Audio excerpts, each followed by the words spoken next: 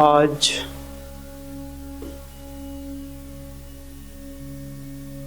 क्रिया योग के माध्यम से जनवरी के प्रथम सत्र के द्वितीय दिवस में सेकेंड हाफ में आप लोगों के प्रश्न उत्तर शंका समाधान को लेके हम इस व्हाइट बोर्ड मार्कर के माध्यम से अंदर के सिम्टम्स को समझाएंगे कि ध्यान साधना क्या है। आप लोगों के जो क्वेश्चंस होंगे उसे कोशिश करेंगे कि लिख कर एक्सप्लेन करके, मतलब जिस रूप में आपको समझ में आए और उसको अनुभव में लाएं, उसे लाने की कोशिश करेंगे। ठीक है ना। आपका शुभ नाम क्या है जी? सूर्यनाथ चतुर्वेदी जी। कहाँ से हैं? इटारसी मध्य प्रदेश से हैं सूर्यनाथ चतुर्वेदी जी। वैसे बेसिकली यूपी से, बस्ती से है ना। तो आप बताएं क्या प्रश्न है आपके? पहला प्रश्न ये है कि क्योंकि हम आत्म साक्षात्कार का ध्यान कर रहे हैं, तो क्या आत्म साक्षात्कार से जो अन्य तकलीफें हैं, दैहिक, दैविक, भौतिक, ये सब भी दूर किए जा सकते हैं? क्या क्वेश्चन हैं आपके? आत्म साक्षात्कार से दैहिक, दैविक और भौतिक दुखों को दूर किया जा सकता है। आत्म साक्षात्कार से भौतिक परेशानियां कह लें। हाँ। क्या क्या बोले? दैहिक मतलब शारीरिक। हाँ, समझ गया। हाँ। और दैहिक परेशानी, भौतिक, मानसिक परेशानी, भौतिक मानसिक परेशानी है ना। हाँ, तो दूर किया जा सकता है। कैसे दूर किया जाए?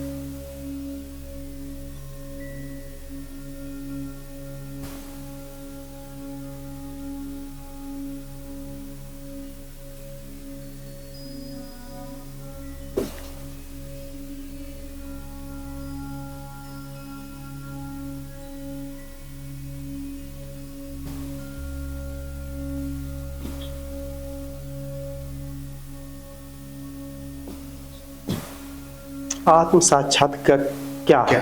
मुख्य रूप से क्वेश्चन ये हुआ जी। देखो, आत्म साक्षात्कार है ना, साक्षात्कार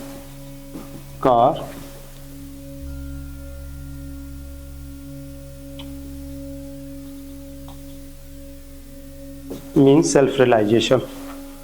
तो हमें सबसे पहले ये समझना है कि, पहले लिख लेते हैं फिर एक्सप्लेन करता हूं।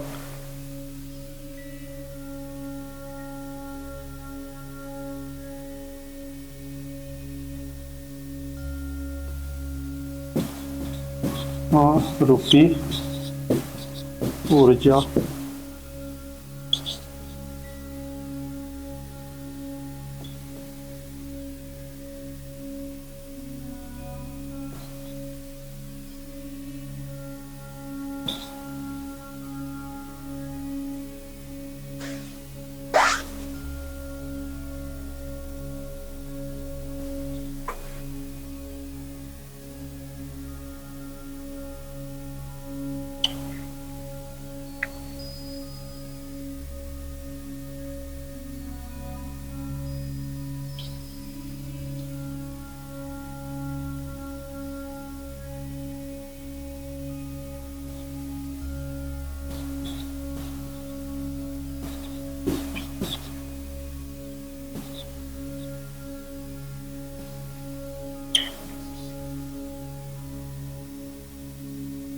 ध्यान के माध्यम से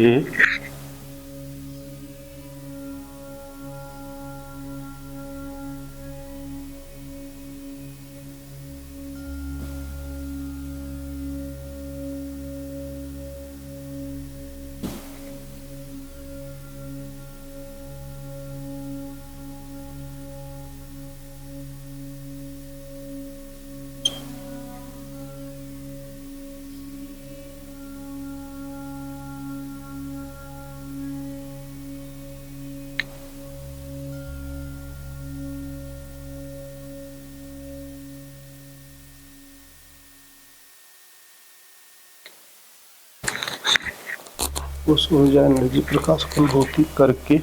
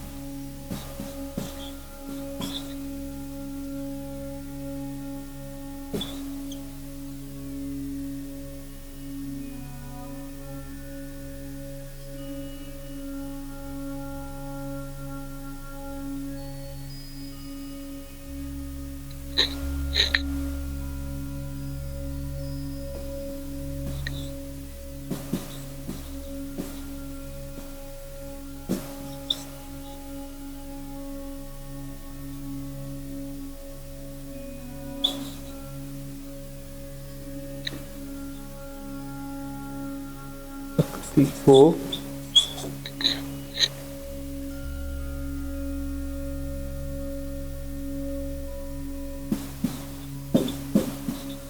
लाकर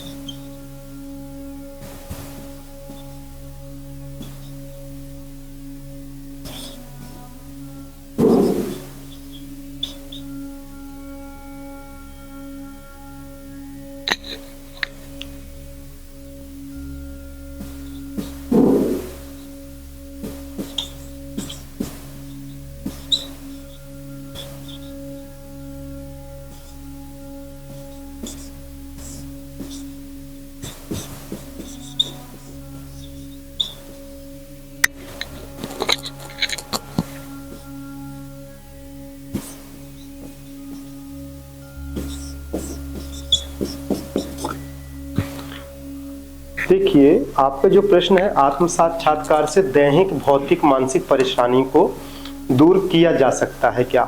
आत्म साक्षात्कार क्या है? बहुत सुंदर प्रश्न है।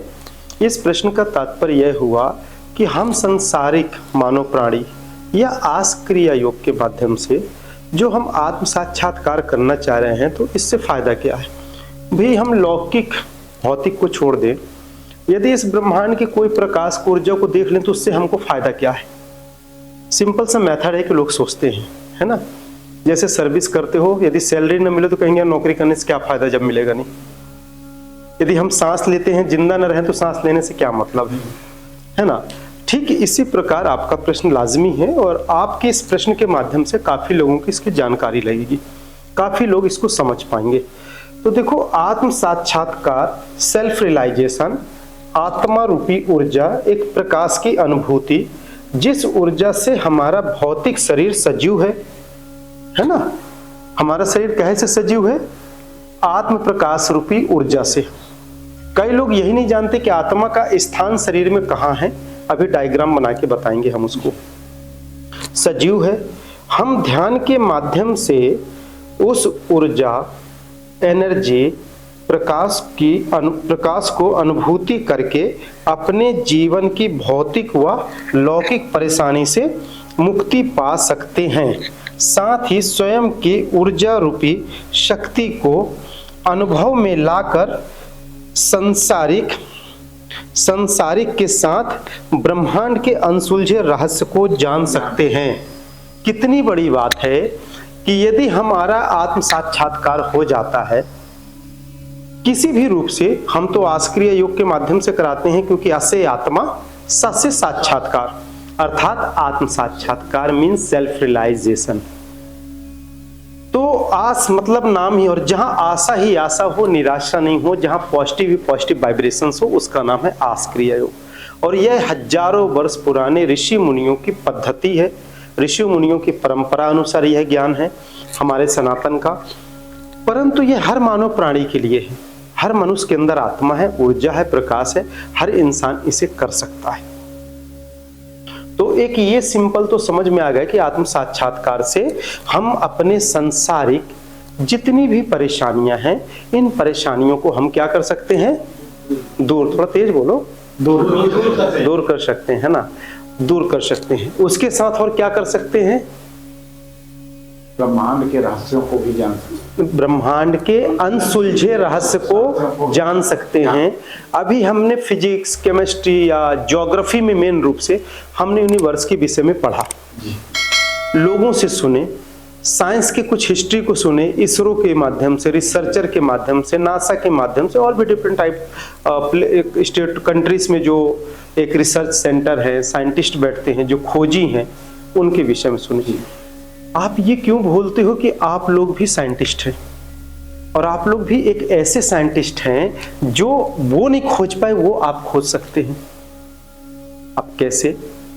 ब्रह्मांड के वो कुछ ग्रहों को खोजते हैं। यदि आप आस्क्रिय योग के माध्यम से क्रमशः ध्यान करते हैं और ध्यान साधना करके अपने अंदर की साक्षात्कार अवस्था में आते हैं और साक्षात्कार करके आप अपनी एनर्जी को एक्टिव करके आप सेल्फ रियलाइज हो जाते हैं, तो फिर आपकी एनर्जी कहाँ जाएगी? वो तो फ्लो में रहती है ना, स्थिर तो नहीं रहती। जब शरीर में पूरा छान डालेगी तो कहाँ जाएगी? बाहर दुनिया में जाएगी, तरंग के माध्यम से, दृष्टि के माध्यम से, श्वास के माध्यम से, मस्तिष्क के इन छिद्रों से जो निकल रही है वेव्स, हमारी नाखून से निकल रही है, बॉडी से पूरे निकल रही है, अरबों खरबों तरंग निकल रही पूरे शरीर से। तो वो तरंग एक इकट्ठा प्रकाश होकर फिर ब्रह्मांड में जाएगा। तो इस ब्रह्मांड की जो ऊर्जा है, जो ब्रह्मांड का ये प्रकाश है, उसमें खोज चालू करेगा। तो जब उससे आपकी रोशनी, आपका तरंग टकराएगा तो आपको उसका अनुभव आएगा। अनुभव आएगा तो वो सारा क्लियर हो जाएगा।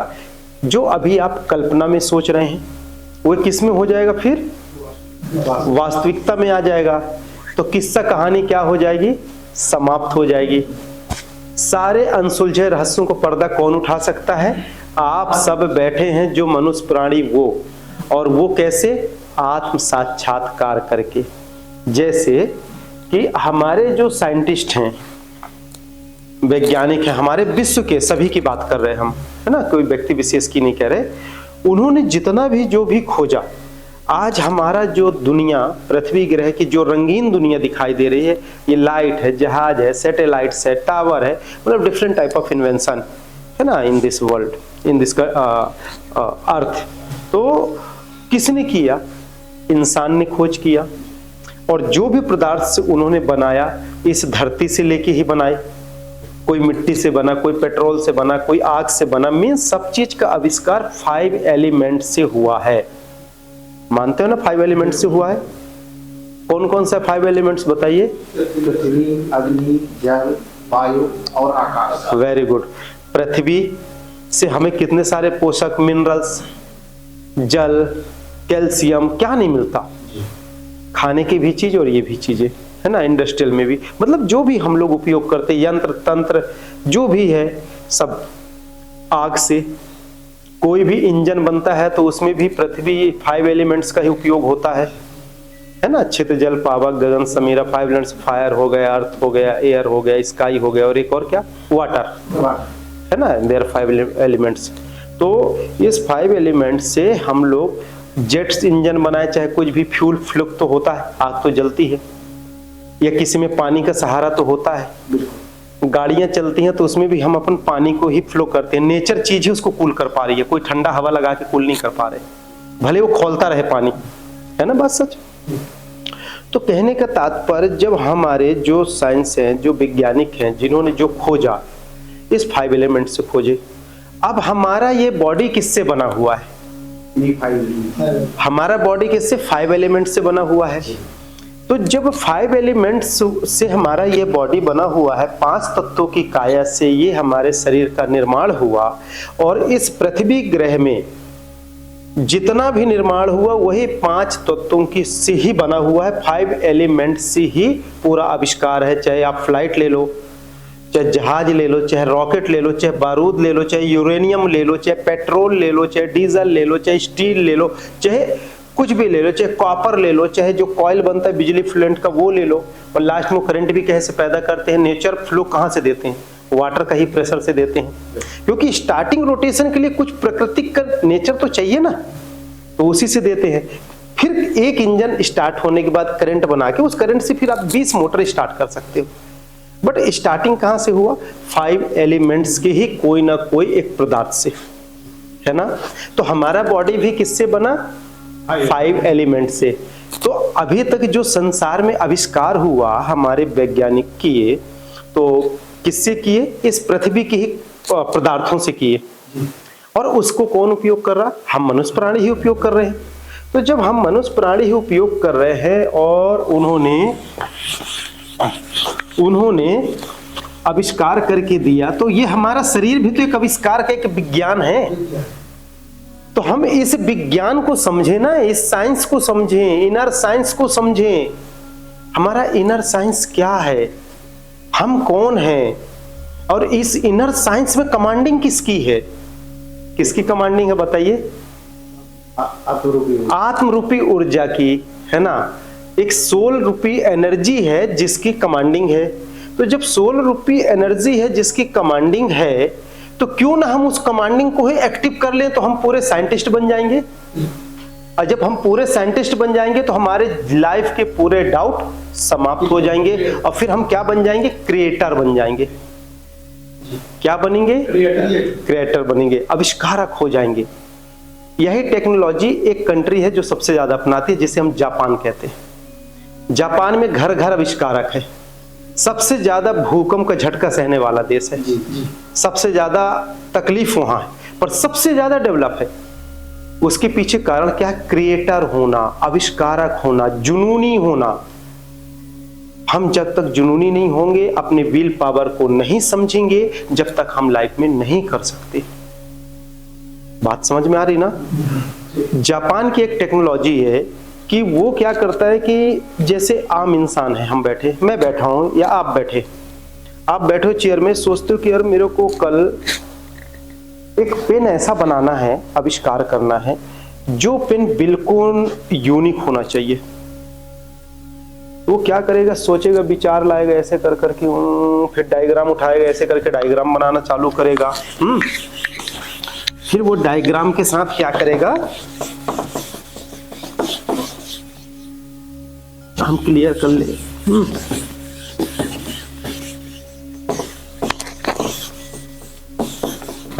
फिर वो डायग्राम बनाएगा कि मुझे ऐसे पेन बनाना है ना।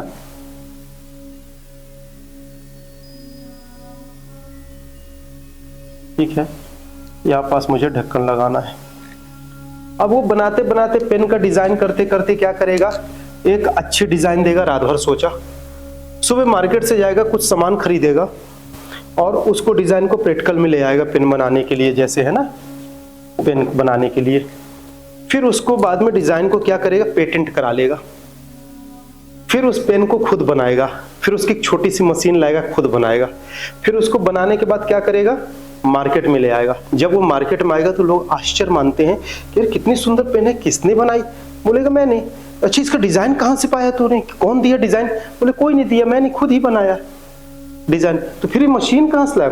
बोले मशीन मैंने खरीदा और मशीन का डिजाइन भी करके मैंने बनाया और ये पेन को भी बनाया। तो मार्केट में कौन लेके गया? फिर तुमने किसी कंपनी को हायर किया होगा, किसी फाइनेंसर को लगाया होगा, तब जाकर कहीं इसको मार्केटिंग में दिए। बोले नहीं, मैं खुद गया चल के। तो सब काम किसने किया? एक अकेला व्यक्ति किया। तो वो कौन हो गया? आविष्कारक हो गया, क्रिएटर हो गया। और हम और आप क्या करते हैं? अरे यार मैं ऑफिसर हूं या मेरे पास डिजाइन, मैं मालिक हूं, मैं क्यों बनाऊं? मैं 4 ठो IT के लड़के रखूंगा, 4 ठो डिजाइनर रखूंगा, 4 ठो वो रखूंगा। तो हम क्या करते हैं? डिपेंडेंट हो जाते हैं। तो हमारी जो मेमोरी का जो IQ लेवल है वो उनसे डिपेंडेंट हो गया, तो वो IQ लेवल दब गई। जब वो मेमोरी की सेंस दब गई तो हम आविष्कार कर नहीं सकते और क्या हो गए? डिपेंडेंट हो गए सबसे। जब सबसे डिपेंडेंट हो गए तो आपकी बुद्धि तो खत्म। अब क्या बचा है आपका? एक शरीर 80 किलो 70 किलो का। अब लिया किसने? डिजाइनिंग वाले ने आपसे पैसे ले लिया। अभी सोर्स चालू नहीं हुआ कहीं से, और वो पैसा आपसे डिजाइनिंग वाले ने ले लिया, मशीन वाले ने ले लिया, पेटेंट वाले ने गवर्नमेंट में लग गया। फिर इसके पीछे चेन जा रहा है काम करने वाला। अब आपके पैसे भी खत्म, लोन में भी चढ़ गए। अब आखिरी स्थिति बचती है आपके पास कोई फाइनेंसर मिले या गवर्नमेंट से हम किसी बैंक से लोन ले। आपके पास बैकअप बचा नहीं तो बैंक लोन देगी नहीं। फाइनेंसर मिल गया तो so you are very lucky. नहीं तो आपका वो डिजाइन और आपका समय सब कुछ खत्म और आप कहाँ चले गए, डिमोलाइज हो गए, आपका मनोबल गिर गया। अब जब गिर गया तो आपने क्या किया, कुछ भी नहीं किया, बल्कि जो चेतना थी, एनर्जी थी, वो भी समाप्त हो गई, वो भी आपकी समाप्त हो गई। अब क्या बचा, कुछ भी नहीं, रोड में अलग आ गए, ये मानव तन का जीवन अलग खराब हो गया। तो हमें लाइफ में क्या बनना है, क्रिएटर बनना है, आविष्कारक बनना है, खुद में हमको सब कुछ डिजाइन करना है। परमात्मा ने डिजाइन बना के भेज दिया ना, body is my temple, soul is my god. तो जब हमारे पास होल एनर्जी इस बॉडी इन अवर बॉडी है, तो हम किसी से डिपेंडेंट क्यों हो। कंपेयर कर दो इसको भक्ति मार्ग और ध्यान साधना के मार्ग में। भक्ति मार्ग में भी करुणा है, दर्शन है, भाव है, आस्था है, जीवन जीने की कला है, परंतु हर चीज में डिपेंडेंट है। बिल्कुल सच बात है ये। आप निर्भर हो किसी से, और ध्यान साधना में आप निर्भर नहीं हो। उदाहरण, हम यहां से चल रहे हैं, मान लीजिए अभी यात्रा हो रही है या कुंभ में मेले में जाना है, तो हम सब लोग जाना चाह रहे हैं। आप 4 लोगों से ड्राइविंग नहीं आती, एक वो लड़का है उससे ड्राइविंग आती है, तो वो ड्राइविंग वाले को बोले कि भैया लेके चलो, और रास्ते में वो थक गया और वो वहां पे सो गया। और दूसरे दिन मुहूर्त है सुबह 5 बजे स्नान करने का, और ड्राइवर को उसमें ज्यादा आस्था नहीं है, वो थका है, वो प्रोफेशनल आपकी नौकरी कर रहा। अब वो चलेगा, बोलोगे नहीं मुझे नींद आ रही, आप प्रेशर भी नहीं दे सकते। और आपको जो भगवान दर्शन देना चाहते हैं, या आप जिस एनर्जी से कनेक्ट होके वहां, वह एनर्जी आपको प्राप्त होना चाहती है, परंतु आप डिपेंडेंट है किसी से, तो सही टाइम पे वहां नहीं पहुंच पा रहे। रीजन, क्योंकि जो आपका ड्राइवर है वो नहीं जा रहा, उसका मूड नहीं है। और प्रेशर देके करोगे, ले जाएगा, कहीं घटना घट गई, दुर्घटना हो गया, तो आपका शरीर भी गया, समय धन सब बर्बाद हो गया। क्यों, ऐसा क्यों हुआ? और वो लकी ऑफर आप गमा दिए, आपके लाइफ से वो लकी ऑफर चला गया।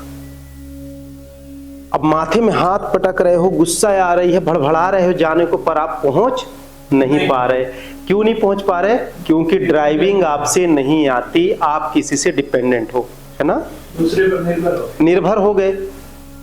हमारा भक्ति मार्ग भी कुछ यही संकेत करता है। हमें किसी से डिपेंडेंट होने की जरूरत नहीं है। भक्ति मार्ग में भी आप करुणा, वेदना, भाव में डूब जाओ तो भी प्राप्त होता है। उसमें भी अंदर ध्यान ही लगता है, उसमें भी ध्यान ही में डूबते हैं। यदि हम सही जड़ आपको ध्यान ही बता रहे हैं तो बुराई क्या है? भाई आप 9 दिन न चल के 9 घंटे में पहुंच रहे हैं, तो हम ड्राइवर के डिपेंडेंट होने के कारण हम उस एनर्जी से चूक गए। इसका साफ सीधा सा अर्थ है कि हम जब किसी व्यक्ति विशेष या व्यक्ति विशेष हम किसी, देखो गुरु कोई व्यक्ति विशेष होता नहीं है, आप इसको स्पष्ट समझो। मैं गुरु नहीं हो सकता, दुनिया का कोई भी गुरु होता ही नहीं है। गुरु शब्द से संबोधित होते हैं। गुरु एक गद्दी है, एक चैम्बर है। जैसे किसी बड़े लेवल के मंत्री हैं, कोई IAS है जिसका चैम्बर है, तो वो चैम्बर में कुर्सी की वैल्यू है। जब उसमें कोई बैठता है तो वो शोभामान होता है। राजा की गद्दी और राजा का मुकुट, है ना, ताज जो कहते हैं हम लोग, तो वो होता है। उसी तरह से तो हम जब तक जीवन में ड्राइविंग नहीं सीखेंगे तब तक हम दूसरे से आश्रित रहेंगे, और जब तक आश्रित रहोगे तब तक आप अपने मन मुताबिक फल कभी नहीं खा सकते। मन मुताबिक रिजल्ट आपको कभी नहीं मिलने वाला। सेल्फ डिपेंड हो जाओ। सेल्फ डिपेंडेंट होंगे तो ही पॉसिबल है बेटा, वरना पॉसिबल नहीं। मैं आपका सहायक हो सकता हूँ, माध्यम हो सकता हूँ, आपका सेवक हो सकता हूँ, और गुरु रूपी ऊर्जा आपके शरीर के अंदर है। जब ब्रह्मांड समाहित है कि गुरु तत्व होता है जो हमारे शरीर के अंदर होता है, और वह गुरु तत्व सबके अंदर हमेशा संकेत करता है। कौन सा? हम कहीं जा रहे हैं और सलाह देने वाला कोई नहीं है, तो वहां हमारे अंदर निकलता है मन में, एक काम कर, तो वो व्यक्ति को मत बोलना, वो गंदा है, उससे बात मत कर, वो बगल वाले से रास्ता पूछना, वो सही बताएगा। कहां से आता है उत्तर प्रश्न? अंदर से। तो हम वो जो शराबी बैठा है, जबकि दूर से पता नहीं चलता कौन शराब पिया है, पर आपके अंदर की चेतना उसके सेंस को पकड़ लेती है कि ये बदमाश है या गलत आदमी है, और उसको टच न करके दूसरे से कहते भाई साहब वो रास्ता कहाँ है। और वो यदि अपराध है, गंदा व्यक्ति है या उसके गुण अच्छे नहीं है, तो भी आपकी मिठास बाड़ी और आपके उस चेतना के से निकले हुए तरंग से वो आपको सही रास्ता बताता है और आप सही रास्ता जाते हैं। किससे? जो अंतर चेतना में गुरु रूपी ऊर्जा है, वह आपको संकेत करती है, डिसीजन लेने के लिए प्रेरणा देती है कि बेटा इससे सलाह लो, बेटा इससे सलाह ले, बच्चे इससे ले, मैं हूं ना तेरे साथ। तो हमारा हेल्प कौन करता? हमेशा गुरु। पर गुरु वो नहीं जो संसारिक आवरण में है, गुरु वो नहीं जो काया में धारण है, गुरु वो जो आंतरिक एनर्जी है, इनर एनर्जी है, इनर ऊर्जा है, वो हमारा गुरु है। उसी को हम दूसरा रूप में क्या देते हैं कि गुरु ब्रह्मा, गुरु विष्णु, गुरु देवो महेश्वरा, गुरु साक्षात परम ब्रह्म, तस्मै श्री गुरुवे नमः। वो कौन गुरु है? वो कोई हमारे जैसे काया धारण नहीं हो सकते हैं।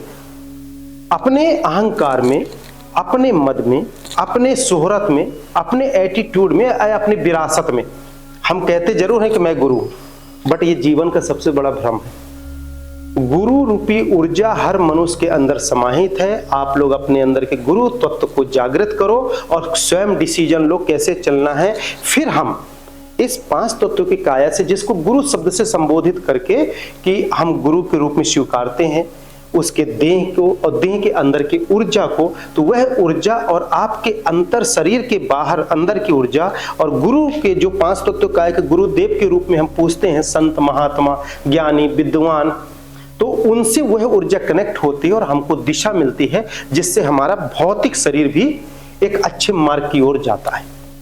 तो हमको डबल सपोर्ट मिल जाता है, फिर आंतरिक भी मिला और बाहरी भी मिला। परंतु जिसको बाहरी सपोर्ट प्रॉपर नहीं मिलता, तो अंदर की गुरु से भी सपोर्ट लेके अपने लाइफ को सेटल कर सकता है, व्यवस्थित कर सकता है। ये बात कड़वी है, कई लोग इसको स्वीकार नहीं सकते हैं जो इस स्थान में बैठे हैं, बट बिल्कुल सच्चाई है, क्योंकि उनके अंदर भी एक सोल है ना, एक एनर्जी है ना, उसी के माध्यम से बात कर रहे हैं। और यदि वो बोलते हैं कि मैं ऐसा नहीं ऐसा है और ऐसा नहीं ऐसा हो सकता, तो हम कहते हैं सोल को 5 मिनट निकाल के बात कर दो, हम जान जाएंगे कि यू आर ए ग्रेट। ऐसा है पॉसिबल? नहीं ना। परंतु आत्म साक्षात्कार आप लोग करके ऐसा कर सकते हो।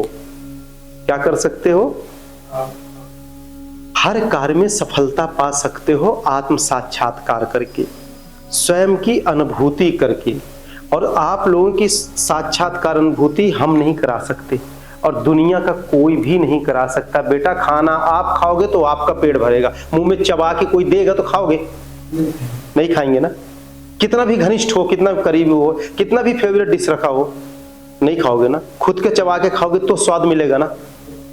तो खुद की यात्रा है आत्म साक्षात्कार, खुद से चलना पड़ेगा। टेक्निक और ट्रिक हम बताएंगे। जैसे तालाब के किनारे एक महात्मा बैठे थे, बगल से एक बच्चा गया और छलांग लगा के डूबने लगा। तो बोलते हैं कि महात्मा जी की नाक खुली, बोले कैसे तू कैसे कूद गया? तो बोला मेरे से तैरते नहीं आता था इसलिए मैं यहां कूद गया। तो बोले क्यों, जब तेरे से तैरते नहीं आता तो क्यों कूदा? तो बोले कि अब तू जा, जब तेरे से तैरते आने लगे तब तू तालाब में कूदना। क्या पॉसिबल है? नहीं है ना। फिर वो महात्मा उसको पकड़े, बुलाए और फिर उसको तैरने को सिखाए, साथ में तैरक बने और सिखाए। तो उसको क्या दिए? तैरने का सेंस दिए। उसके ऊपर चढ़ के हाथ तो नहीं चलाना सिखाए। हम लोग ट्रिक ही सीखते हैं ना, ड्राइविंग भी करते हैं तो ट्रिक ही बताते हैं ना, फिर खुद चलाते हैं ना। ड्राइविंग हाथ और पैर से चलती है? कभी नहीं चलती ना। नहीं तो ईंटें भी तो रख दो एक्सीलेटर में तो गाड़ी भागने लगे, पर ऐसा तो नहीं होता ना। हमारी मेमोरी का जितना कंट्रोल होता है हम उतनी स्पीड गाड़ी चलाते हैं। इतना ज्ञान सबको है। तो शरीर के अंदर के लिए भी उसी फार्मूला को अपना लो ना, तो आंतरिक साक्षात्कार भी हो जाएंगे। जिस एनर्जी से हम बाहरी दुनिया के कठिन से कठिन कार्य करते हैं और सफलता पाते हैं बेटा, उसी तरंग को आप अंदर डुबकी लगा दो। और वास्तव तो यही है, सच्चाई की वास्तविक कि हमारे अंदर से एनर्जी निकलती तब हम बाहरी कार्य करते हैं। एनर्जी का एंड पॉइंट क्या है और वह एनर्जी का बोरवेल का स्रोत क्या है, जहां से वो एनर्जी आ रही है, उसको आपको टच करना है। एक बार टच हो गया ना, वो सोर्स कभी बंद नहीं होता। फिर जो जिंदगी जीने का आनंद, जिंदगी जीने का मजा और जिंदगी का जो महाराजा की अनुभूति करोगे ना तो कोई चोरी कर पाएगा, ना कोई छीन पाएगा। आप एक बोर कर दो, पानी निकलता रहे, कोई 4 बाल्टी ले जाए ना, क्या फर्क पड़ता है, स्रोत तो है ना। मतलब हमारा शरीर समाप्त हो जाएगा पर सोर्स हमारा खत्म नहीं होगा, ठीक है ना। तो आत्म साक्षात्कार की ये चीज समझ में आई ना, और भौतिक शरीर में ये समझ में आया ना कि हम जापान टेक्नोलॉजी बनना है, हमको आविष्कारक बनना है। इसलिए जापान में घर घर साइंटिस्ट है और हम लोग डिपेंडेंट है। जैसे टेस्ला ने जब बिजली किसने बनाई था, आविष्कार किया था, टेस्ला ने किए थे ना, ये निकोला टेस्ला ने, उन्होंने बना एसी बनाया था, डीसी बन, हाँ। तो उन्होंने वायरलेस भी बना लिया था बिजली, वायरलेस बिजली भी उन्होंने बना लिए थे, परंतु फाइनेंसर न होने के चलते फिर वो प्लान स्ट्रक्चर वैसे पड़ा रह गया। आज तक दुनिया में कोई वायरलेस बिजली नहीं बना पाए। आप बैटरी लगा के बना रहे हैं बट वायरलेस बिजली नहीं बना रहे हैं। वायरलेस वो ऐसा बनाना चाह रहे थे जैसे कि मोबाइल का वेब्स आके यहाँ मोबाइल चल रहा, उसी तरह से वो वेब से ही लाइटें सब जगह जलेगी। वो बना भी लिए थे पर फाइनेंसर नहीं मिला और वो विचार उनके समाप्त हो गए और वो दुनिया से चले गए। वो विचार अभी निकल के वापस नहीं आया। तो बेटा हमारा ना जो विचार है, जब हम सकारात्मक में रहते हैं ना, हर वक्त क्रिएटर का काम करता है। विचार ही तो है जो आप और हम बैठे हैं, किसी ने विचार ही तो किया ये जो लाइट जल रही है, किसी ने विचार ही तो किया जो जहाज उड़ रही है। तो आप और हम जैसे इंसान ही तो बनाए ना, तो फिर बना सकते हैं। तो अब आविष्कारक बनना है, और किसका, स्वयं का, है ना। तो आत्म साक्षात्कार जो है इसकी अनुभूति क्या है, कब हम ये होगा कि हमने अपने आप को जान लिया? पहले आत्मा के विषय में समझ लें, फिर अब नेक्स्ट स्टेप में अनुभूति की ओर चलेंगे, ठीक है। तो चलिए अब अनुभूति की ओर ही चल देते हैं। से हमारी बीमारी दूर हो जाएगी, घर की परेशानी दूर हो जाएगी, बाल बच्चे परिवार में यदि कोई परेशानी, आपने अपने अंदर संकल्प किए, तो कारण भी समझ में आएगा। आपने संकल्प किया कि उसकी बीमारी ही आधी ठीक हो जाएगी। आपके संकल्प शक्ति से आधी बीमारी ठीक हो जाएगी और आधी थोड़ा बहुत भौतिक उपचार से। दोनों को लेके चलोगे, कम समय में ठीक हो जाएंगे। आज भी साइंस इतनी आगे है, फिर भी जब कोई इंसान का लास्ट हाथ होता है, जो डॉक्टर पूरा साइंस को पढ़ के लोगों को चिकित्सा करके जीवन दान देते हैं, लास्ट वर्ड उनके क्या होते हैं कि बेटा भगवान से प्रे करो, गॉड से प्रे करो, वही आपको बचा सकते हैं, हम कोशिश कर रहे हैं, कहते हैं ना डॉक्टर। मेहनत पूरा करेंगे पर लास्ट में कोई ऐसी कॉस्मिक एनर्जी है जिस पे वो छोड़ देते हैं। एक एनर्जी के विषय में एक बात बताऊंगा आप लोगों को। ये आज से 12-15 वर्ष पहले कोई मैं विंग्स में गया था, डॉक्टर, योगी और साइंटिस्टों का किसी संस्थान द्वारा एक सभा थी। उस सभा में मैं गया तो सब बताते थे, कोई शोल इधर, कोई इधर, कोई इधर, अपने अपने अनुभव व्यक्त करते थे। आईआईटी के काफी प्रोफेसर्स भी बैठे थे। बहुत पुरानी बात होगी, उस समय यूट्यूब चैनल आया नहीं था। तो उन्होंने कहा कि ये होता, तो मैं कह यार सोल तो इधर होता है हृदय में, इधर तो मैंने कभी देखा नहीं कि आत्मा होती है, और ये तो मेरे जीवन की इत्तेफाक घटना समझो चाहे जो समझो, और 16 वर्ष की उम्र में ऐसा मेरे साथ हुआ। बोले कैसे कह सकते? मैं कहा मैं कुछ नहीं जानता, मैं शरीर से निकले के दिखा देता हूँ, बात ही खत्म। हाँ, तो बोले हाँ हम सपोर्ट करते हैं। स्टेज गया, मैंने डॉक्टर साइंटिस्टों से बात किया, काफी डिबेट हुआ। मैं कहा आप लोग स्पिरिचुअल को नहीं मानते, स्पिरिचुअल आप लोग आध्यात्मिक तो होते नहीं। जब आप लोग आध्यात्मिक नहीं है तो फिर ये सोल की बातें आप यहाँ पे क्या कर रहे हैं? सही क्यों कर रहे हैं? सही बात। मैंने ऐसे बोला कि आप सोल के विषय में क्या बात करेंगे और क्या कर रहे हैं यहाँ बात स्टेज पे बैठ के? भाई आप प्रोजेक्टर लगा के दिखा रहे हो कि हमने इस MRI मशीन में हमने ये बदलाव किया, हमने MRI मशीन का इन्वेंशन किया, हमने एक्सरे का किया, हमने रेडियोथेरेपी का किया, फलाना, यही सब वो बता रहे थे। जर्मनी के थे, कई कंट्री के लोग थे। मैं कहा ठीक है, बट सोल के विषय में यदि स्पिरिचुअल स्टेज में बैठे तो आप स्पिरिचुअल पे साइंस क्या कहती है बताइए? मैं तो इन चीजों को नहीं मानता।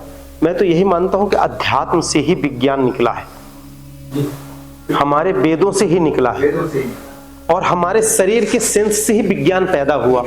क्योंकि वेद को जिसने लिखा वो कोई इंसान ही था, है ना। 5 तत्वों का कायाधारी कोई अवतारी पुरुष, ऋषि, महात्मा जो भी थे, पर ये इंसान ही थे। हो सकते हैं आप और हम ही पूर्वज में ऋषि महात्मा रहे हो। सही है। कोई अब यस बिल्कुल भाई, आज से 1000 साल पहले सभी की दाढ़ी और ऐसे जटा और ऐसे लंगोट पत्ता लगा के हम सब लोग घूमते रहे, कपड़ा का आविष्कार ही नहीं हुआ था। तब क्या करते हो आप और हम ही लोग तो ऋषि परंपरा में हैं, कोई अलग से थोड़ी कुछ हुआ है। तो बोली नहीं ऐसा नहीं होता। मैं कहा सोल तो इधर होती, मैं तो एक्सेप्ट ही नहीं करूंगा कि सोल इधर होती है। इस बात में हम उनके साथ थोड़ा सा कॉन्फिडेंस या मतलब इनफिनाइट कॉन्फिडेंस जो भी कह ले, बट हो गया। हमने कहा हम भाई शरीर से निकल के हम दिखाते हैं कि क्या कैसा है।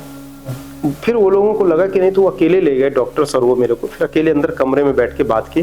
बोले योगी जी ऐसा हो सकता है क्या? मैं कहा हो नहीं सकता है, होता ही नहीं, हुआ है और इसके साथ हुआ। मैं सामने बैठा और आज भी मैं सबके साथ बैठा हूं इस बात को लेके। तो बोले कैसे? मैं कहा इंसान मरता है तो ऊपर जाता है।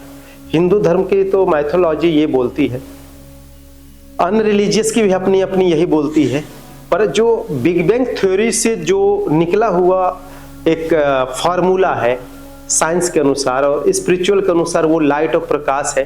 तो लास्ट एंड पॉइंट में तो सभी का झांकी एक ही जैसे मिलता है, समांतर भाव है, वहां डिफरेंट ज्यादा नहीं मिलता। शब्दों का घुमाव है, शब्दकोश चेंज है, पर पॉइंट वही है, वो कहीं नहीं बदलता। तो फिर उन्होंने एक अच्छी बात कही, देखो जब ज्ञान किसी से मिले स्वीकारना चाहिए कि योगी जी हम साइंस जब आसमान जैसे है लेयर ऑफ द स्काई में एनर्जी है, energy 96% layer of the sky है, ठीक है। और हमारे शरीर के अंदर 4% वो सेल हैं जिसको हम 20% भी कहते हैं, 10% कहते हैं। साइंस के अनुसार तो कई लोग 10% कहते हैं, पर उनसे जो मेरी बात हुई तो उन्होंने 4% बताया। इनमें लोग अपने अपने अनुभव को लगाते हैं।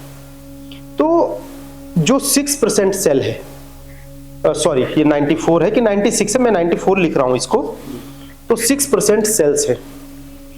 आज तक विश्व में कोई व्यक्ति अपने 6% वो जो डीप कॉन्शियसनेस की जो एनर्जी है आज तक कोई यूज नहीं कर पाया, आज तक कोई यूज नहीं कर पाया।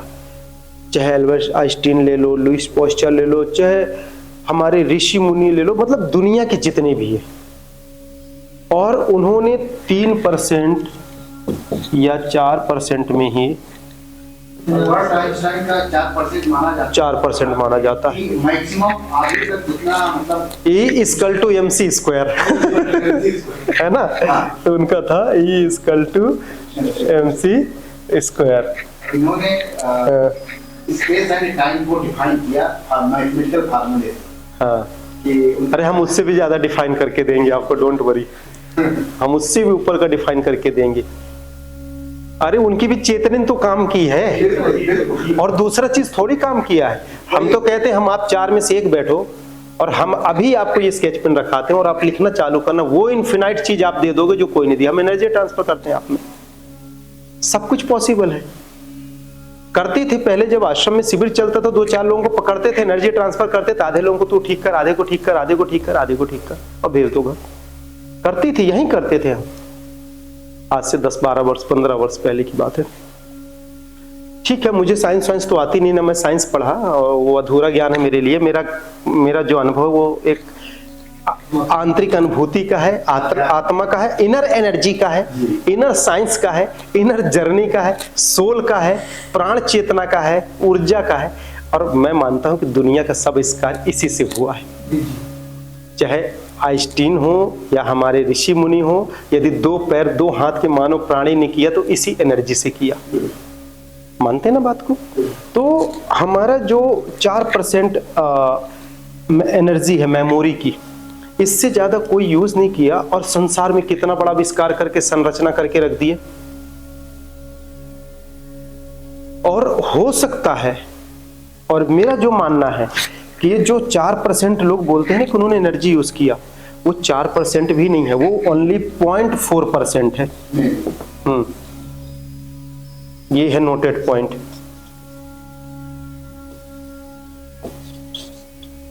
भाई साहब 4% जिस दिन सेल एनर्जी यूज कर लोगे बेटा, उस दिन आप इस ब्रह्मांड के क्रिएटर बन जाओगे, आविष्कारक बन जाओगे, ब्रह्मांड जैसी चीजों को ना उथल पुथल कर सकते हो।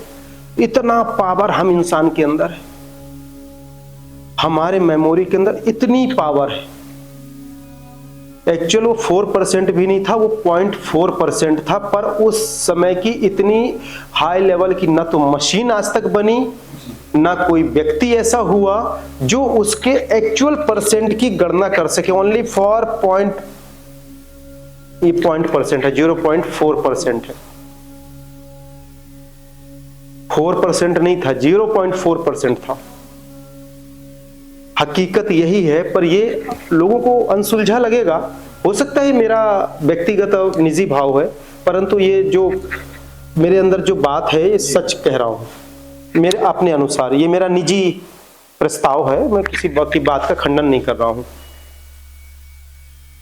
अब सोचो कि 6% एनर्जी कितनी होगी, जब यदि 0.4% में इतनी बड़ी दुनिया हो गई आविष्कार, 1% तक हम नहीं पहुंचे, तो 6% कितना होगा। तो जब मेरे उन साइंटिस्टों से और लोगों से बात हुई तो बोले, योगी जी हमारा जो ब्रह्मांड है, इस ब्रह्मांड के आसमान में एक ऐसी ऊर्जा है जिसका हम लोग अनुमानित अंकलन करते हैं कि 96% ऊर्जा ऊपर है। सॉरी 94 या 96 बोले थे, कोई वीडियो में मैंने 94 बोला, किसी में 96, ये मेरा माइनर मिस्टेक समझ लो। तो 94% ऊपर है, और जो 6% यहां है। तो जब बॉडी किसी की डेथ होती है तो वह हमारे बॉडी से क्या होता है, वह एनर्जी कोष का प्राण, चेतना, ऊर्जा, आत्मा बाहर निकलती है। और जब वह बाहर निकलती है तो वह जो 96% ऊपर है, जिसको हम भगवान, ईश्वर, गॉड, निराकार, परमेश्वर, परमात्मा कहते हैं, वह एनर्जी इस 4% को just like a magnet, attraction and repulsion, ठीक है, ऐसा होता है ना, ऐसे करेंगे तो एक तो चपकता है मैग्नेट, एक तो रिपल्सन करके मार देता है, वो उल्टा करके लपटा लेता है, ऐसे चिपकाएगा, पर ऐसा नहीं होता जहां मैग्नेटिक करंट पैदा करता है ना। तो बोले जो शरीर से ये एनर्जी निकलती है, तो ये ऊपर जाके उस 96% जो लेयर ऑफ द स्काई है वो चुंबकीय तौर पे खींच के अपने में समाहित कर लेती है, जिसको साइंस एनर्जी कहती है। क्या कहती है? एनर्जी कहती है। और हम लोग क्या कहते हैं? परमात्मा, भगवान, ईश्वर, मतलब वो ताकत, वो पावर जो सब कुछ कर सकती है और उसका कोई अंत नहीं है। और स्पिरिचुअल लाइफ में हम लोग कहते हैं ब्रह्म प्रकाश, जिसकी कोई आकृति नहीं, कोई भाव नहीं, और वह अद्वितीय हो। मेरे जीवन का ब्रह्म प्रकाश पे भी बहुत बड़ी खोज है, और एक मन की गति और आत्मा की गति पे भी काफी खोज है मेरा। तो ऐसे बहुत सारे हैं, और ये जितने भी खोज मैं आप लोगों को बताता हूँ, ये मेरे मेमोरी का मात्र 2 या 3% से ऊपर नहीं है, 1%, 2%। और ऐसे तो भी कितने भरे पड़े हैं मेरे अंदर, सोचो मत। जैसे ब्लैक होल के विषय में हमने पूर्व में बताया कि ये ब्लैक होल का आखिरी सिरा पृथ्वी है, तो मैंने और ब्लैक होलों में जाके देखा। अब क्वेश्चन आता है, उसका मैं टॉपिक ले लेता हूं, अच्छा लगेगा लोगों के लिए। ब्लैक होल का सेकंड टॉपिक लेता हूं ना। ये समझ में आ गई बात? पता नहीं आपको समझ में आ रहा है कि नहीं, कि मैं गलत कर रहा हूँ स्पिरिचुअल के साथ, ये क्या कर रहा हूँ। मुझे तो ये विश्वास है कि आप लोग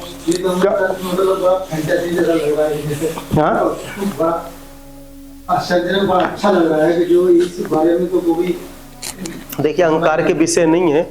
लोग बस सब जगह फंसे पड़े अपनी चेतना में, कोई फ्री माइंड है ही नहीं दुनिया में। कितना जाप है, वही क्या मेरा खुद मोक्ष है, पता नहीं कब क्या टिकट कट जाए, पता नहीं, जो है देते तो जाऊं। तो पूर्व मोक्ष से संबंधित ये जो सोल एनर्जी है, मोक्ष के बाद में क्या उसका अस्तित्व विलीन हो जाता है, या फिर तो क्या स्वरूप है? मोक्ष ऐसे लिखेंगे, ये तो नहीं, कहा नहीं रहेगा ना। ओके,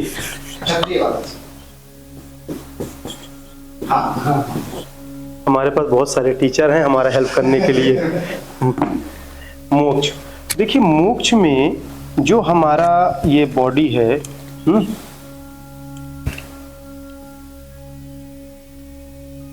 ये जो हमारा भौतिक शरीर है, स्थूल बॉडी कह लें इसको, है ना, भौतिक शरीर। अच्छा, आप लोगों को पता है कि हमारे कितने रूप होते हैं हर इंसान के? शरीर होते हैं, 7 शरीर होता है, 5 कोष हाँ? शरीर, मन से अन्नमय कोष है, स्थूल बॉडी। ये कोष अलग है। अच्छा, एक शरीर कितने कितने हमारे अवस्थाएं रूप होती हैं पता है?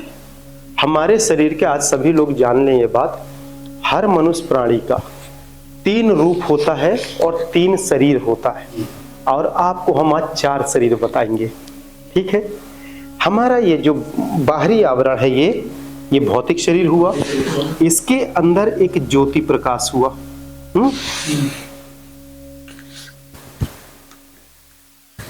ठीक है, ये हो गया सूक्ष्म शरीर। जब माइंड यहाँ मेमोरी होता है, अब माइंड जब ऐसे कनेक्ट होकर यहाँ तक आता है एक तरंग लाके, और इसके साथ जब इसका करंट का फ्लुएंट होता है, तरंग जुड़ाव होता है, तो इसकी लाइट फैलती है।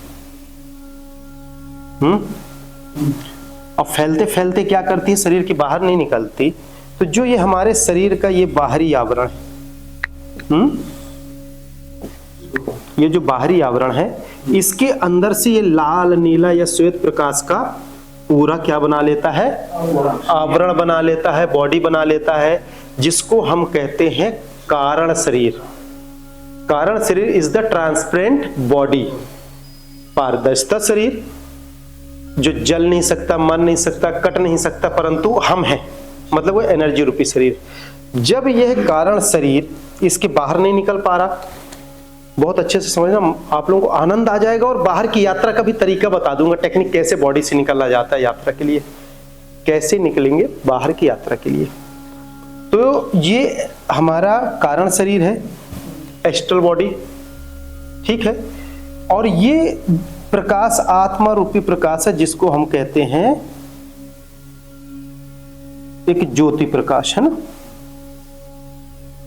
यही सूक्ष्म शरीर। रुको तो, सांस तो लो बाबा। ज्योति प्रकाश रूपी ऊर्जा, ठीक है। ज्योति प्रकाश रूपी ऊर्जा की तब कहते हैं इसको हम, जब हमारे मन, माइंड या मन के तरंग,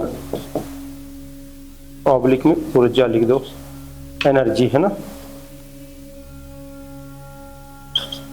एनर्जी, कौन सा, ये। जब यहां से निकलने वाले हजारों तरंग किसी एक तरंग को यहां आके टच होता है, तो वह जो पॉइंट बराबर हमारे इसके बीच में जो पॉइंट बराबर प्रकाश है, इस पॉइंट बराबर प्रकाश को हम कहते हैं सूक्ष्म शरीर, जिसकी कोई आकृति नहीं और वह सूक्ष्म, अति सूक्ष्म हो। और ये सूक्ष्म शरीर का जो एक ये पेन का पॉइंट दिख रहा है, अब इस पेन के पॉइंट को मैं कहता हूं 1000 टाइम्स डिवाइड कर दो, मतलब छोटा कर दो, काट काट के। कितना पॉइंट बचा? मतलब हजारों गुना छोटा, बहुत देख ही नहीं सकते, इवन माइक्रोस्कोप में भी नहीं देख सकते, और उसको लाखों बार छोटा कर दो। और उसके बाद भी आपकी मन के तरंग उससे टच रहेगी। बहुत डीप फील करो इसको, कि मन की तरंग उसके बाद उससे टच रहेगी और उसको फील करेगी।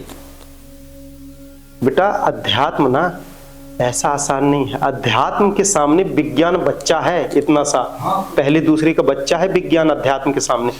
बट अध्यात्म को कोई ऐसा एक्सप्लेन करने वाला हो, और एक्सप्लेन वही करेगा जो खुद रियलाइज किया होगा। समझ रहे बात को? अब इससे लाखों बार बारीकी पॉइंट तो शब्द है, सेंसी खत्म हो गए, सोच खत्म हो गई, तरंग खत्म हो गए, विचार खत्म हो गए, कोशिकाएं खत्म हो गई, और अब हम स्टेच्यू हो गए। या तो पागल साबित करो, या फिर ये वाला रास्ता है। क्योंकि समझ नहीं सकते ना।